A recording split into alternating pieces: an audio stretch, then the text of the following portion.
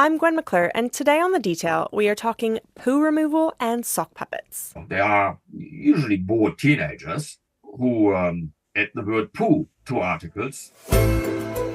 Wikipedia. It's not just bored teenagers adding poo to articles. There are constant dramas playing out, often with more purpose than juvenile graffiti. Sometimes they're just for humor. Like an edit on the list of the serial killers page that said, "This list is incomplete. You can help by expanding it. Please do not expand the list by killing people." And sometimes they're political. Like when someone added former American Speaker of the House Paul Ryan to a list of invertebrates. Calling him spineless. Anyone can edit Wikipedia, which in theory makes it the perfect breeding ground for conspiracy theories, lies, and just plain nonsense like that.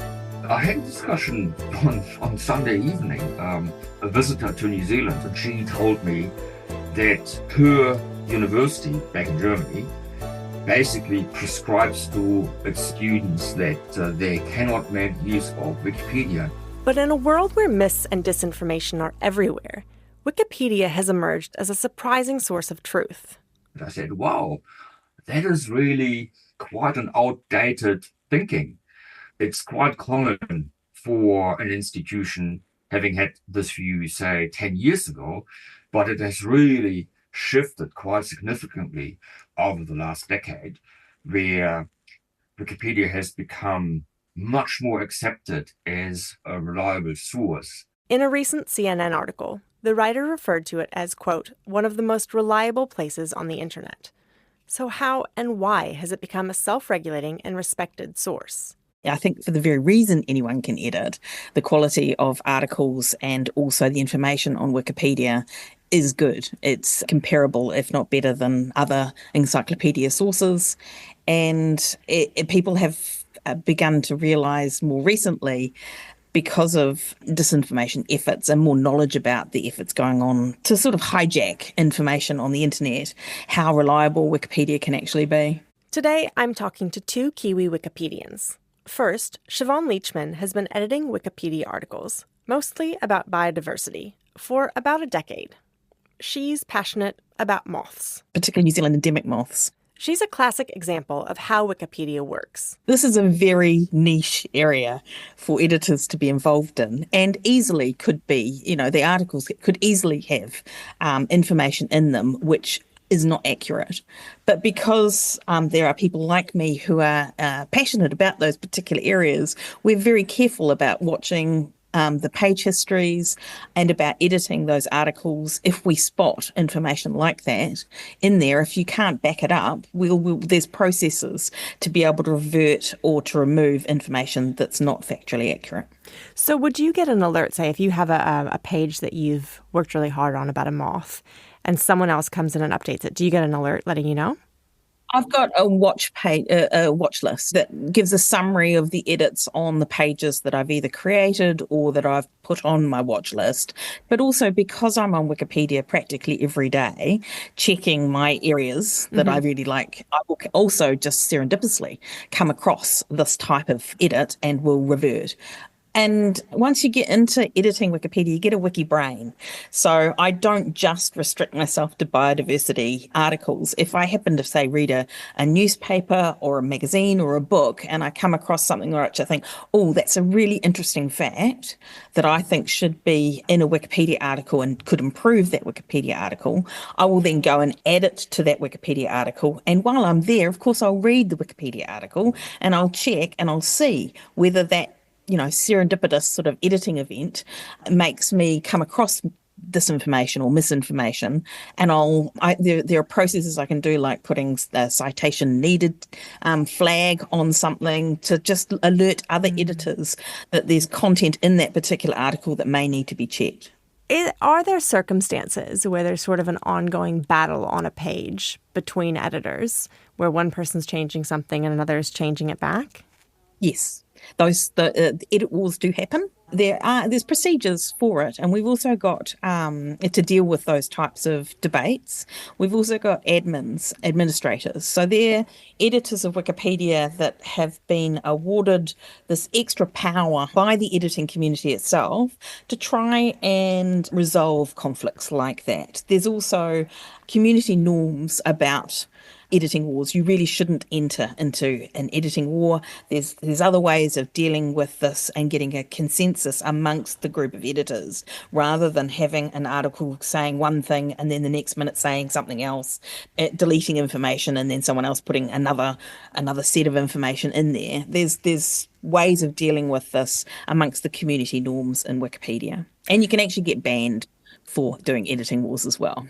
And I think that makes sense if you're talking about two people who are editing in good faith, right? If you're writing about your moth that you love and somebody else is writing about the same moth that they love, right? But then what about where we're looking at, a conflict? Do you see situations where someone is changing it back, and there's just sort of this bubbling misinformation because it's all happening so quickly and so controversially?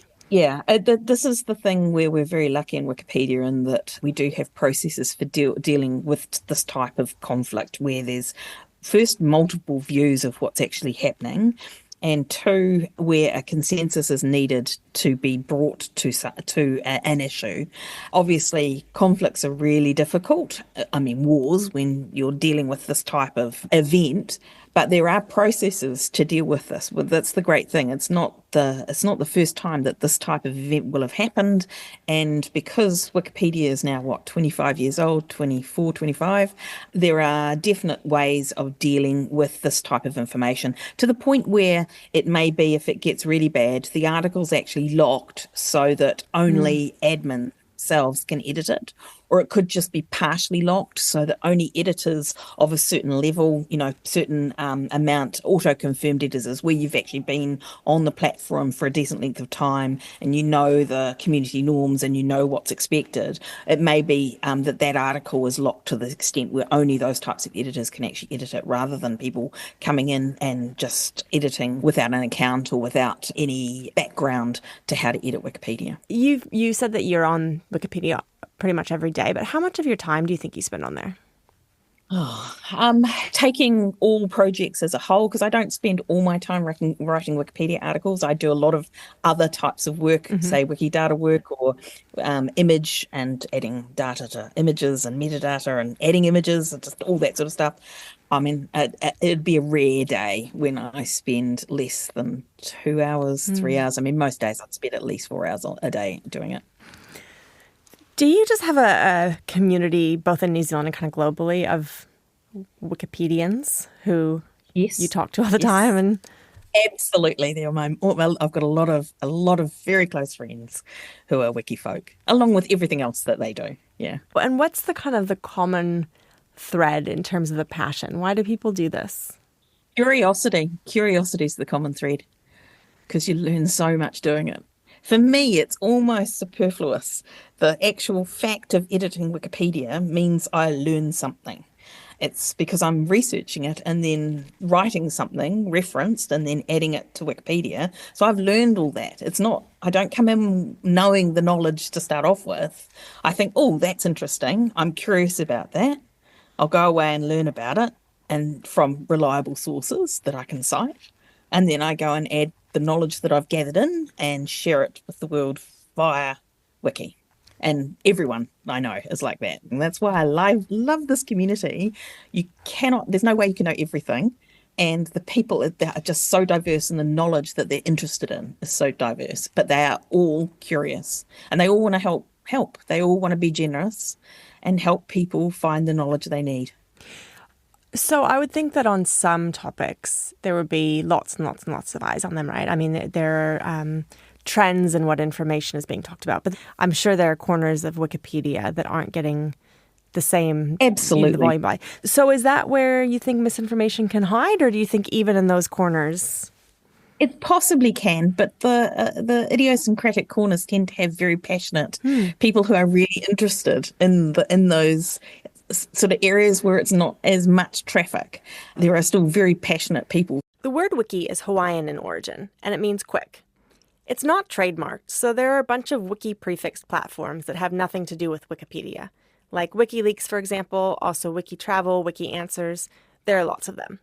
Wikipedia is run by the nonprofit Wikimedia Foundation, which operates a number of other free knowledge projects, including Wikimedia Commons, Wiktionary, Wikibooks, Wikisource, Wikiquote, Wikispecies, Wikinews, and Wikiversity. The two that I'm particularly interested in are Wikidata, which is a data repository, and also Wikimedia Commons, which is an image repository. So Wikimedia is basically the organization, and Wikipedia, Wikidata, and Wikicommons are the products that the organization puts out. Well, it's not so much puts out because they're not involved in the editing. The editors do all that. They really support the things like the servers upon which Wikipedia, for example, run, and just the structure underneath which supports the actual creation of these projects. And meanwhile, the content creators, the editors, are volunteers. Yeah, exactly. Yes. Okay. Why is it all volunteer-based? Because as soon as you get paid, you immediately are restricted to what your employer wants you to say, even if it's implied. It's a conflict of interest. Why is it important for Wikimedia to have branches all over the world and have editors in countries all over the world? It's because we want a diversity of perspectives. Obviously, Wikipedia and the wiki movement really has a bit of a geographical bias in that it's sort of Northern Hemisphere, America, and also UK. Those sorts of countries are quite dominant in adding their knowledge to Wikipedia, but that's not everybody's knowledge. So you want to have a geographical perspective. So I think it's really important to have all sorts of voices contributing to Wikipedia. Wikipedia is basically an encyclopedia, and the encyclopedia is representative of what it is that secondary sources say. So the content and how it's presented is based on reliable secondary sources. And things are obviously not static. So attitudes change, perceptions change. This is Axel Downard-Vilke with a good example of why local perspectives can matter. He's one of the people who brought the macron to Wikipedia. So the macron, or the use of the macron, is something that has definitely changed over time. So when you read older texts, you will not see a macron inside. And it was around 2016 to 2018 when there was a big shift within New Zealand, when big media organizations, for example, started using macrons in their work. And so Wikipedia isn't a trendsetter. Wikipedia always follows what others do. And so there's always a bit of a lag involved. And so the macron discussion, should macrons be used for New Zealand articles, is the macron part of New Zealand English? The oldest discussions that I saw were from 2004. And reliable sources back in 2004 were not using macrons. Whereas by 2016, 2017, 2018, that started to change. And that change was actually quite swift. And so it was at that time that I sat down with another editor and said, well, maybe we should have another crack at this and see whether we can obtain consensus from the wider Wikimedia editorship or Wikipedia editorship. And that person needed to be independent to the whole affair. And so somebody in England put their hand up and said, I'll go and read this. And that person then determined that, yes, we had reached consensus that it was appropriate for macrons to be used for New Zealand place names. So there you go. That's what happened with the macron. But it was quite a big affair. Axel has been editing Wikipedia articles for more than 15 years. I asked him how he got into the work. You're aware of it, you read it, you make use of it, you see something that's not quite right, and before you know it, you become an editor. Well, that's at least what happens to some people. And so that's how I became an editor some 15 plus years ago. I think there are some 62 million pages on Wikipedia. How many editors are there? Do you know? There has just very recently had been a reasonably big discussion as to whether the number of active editors should be shown on the homepage of Wikipedia. And so it now shows that there are 127,539 active editors on the English Wikipedia. So yeah, there you have it. There you have it. So the question is, what is the definition of an active editor? And I think what's being used is somebody who does something like 5 edits a month or more. And what about in New Zealand? Do you know how many are here? Yes, I do know that. Great. Because I looked at it over the weekend. It had increased from it used to be around 400 active editors, and it is now sitting at 480. What does it actually mean to be an editor? Because anyone can be an editor, right? Yeah, anyone can be an editor. It says on the homepage, "Welcome to Wikipedia, the free encyclopedia that anyone can edit." That is true. You don't even have to have an account on Wikipedia before you can edit. You can just have a go. So how can this possibly work? And I've heard somebody say that Wikipedia is this thing on the internet that in theory cannot possibly work, but in practice it does. And the reason that it does work is that there are so many editors who keep an eye on things that if something crops up that is outside of the rules or shouldn't be there, then it gets removed again. And so that's how it regulates itself. And the other thing is there's obviously, because it's so unrestricted and anybody can edit almost anything, there are usually bored teenagers who add the word poo to articles, and that doesn't even need human intervention. So there's automated processes that reliably remove those kinds of vandalism within seconds. When the bored teenage boys for the third time has his poo removed from an article, they just move on and do something else instead. And I know you're talking about teenage boys here, but we are in this age of myth and disinformation. And there have to be people out there who are deliberately sowing disinformation into these articles, right? I mean, are there moles who are, or plants who are trying to seed disinformation on Wikipedia? Oh, absolutely. Yes, absolutely. However, unlike social media, Wikipedia has quite solid processes in place. And so content is supposed to be backed up with reliable secondary sources. So that in itself is a very steep hurdle to overcome for those who try and add disinformation to articles. Even what constitutes a reliable source. There are long lists available, in the back room of Wikipedia, where editors discuss and agree on what are reliable sources. So there are a lot of media, newspapers, for example, that are, for Wikipedia purposes, are not considered to be reliable sources. So you cannot use them for anything that is anywhere near controversial. Rest assured, Radio New Zealand is considered a reliable source. And we don't really have that in New Zealand, that, established media organizations. They are all considered reliable sources, but that is definitely not the case in Britain, for example, or the United States. There are sources that you just cannot use because they are infiltrated.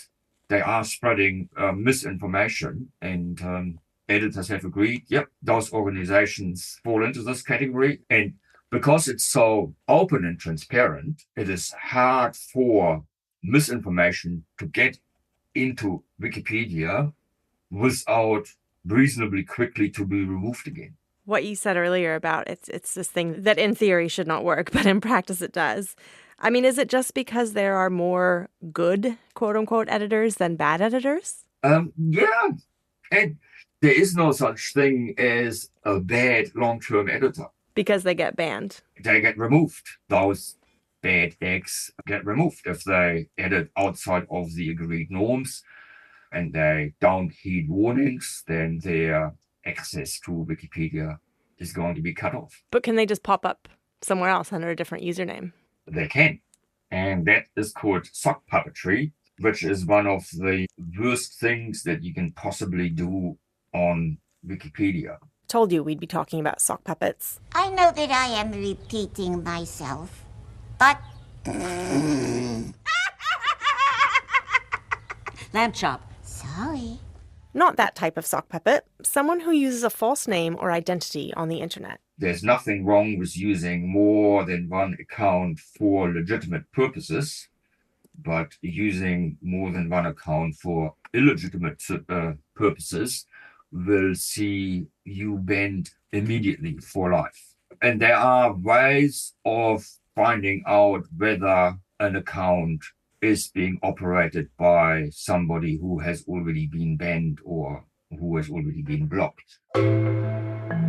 That's almost all for the week. But first, for anyone who's been converted to Wikipedia as a source of fact during this podcast, some final words from Siobhan. Always, whatever you're looking at, you should always check your sources, and you should always be not skeptical, but just be aware that whatever you're looking at, be it a Radio New Zealand article, be it a Wikipedia article, be it a Facebook page post, you should always check and just be a little bit suspicious of what you're reading, and just double check your sources, or the sources that the person who are presenting you that information is giving you, so that you make sure that you know where the information's coming from. And the reason I love Wikipedia is because there's a reference section below the article, and it's completely obvious when you read an article as a result of that section where the editors are getting all their information and whether it's a good quality article or not, just by quickly looking at the reference section. The detail is supported by RNZ and New Zealand On Air. This episode was produced by Alexia Russell and engineered by Ben Pierce. Thank you to Siobhan Leachman and Axel Downard-Vilke. I'm Gwen McClure. Matewa.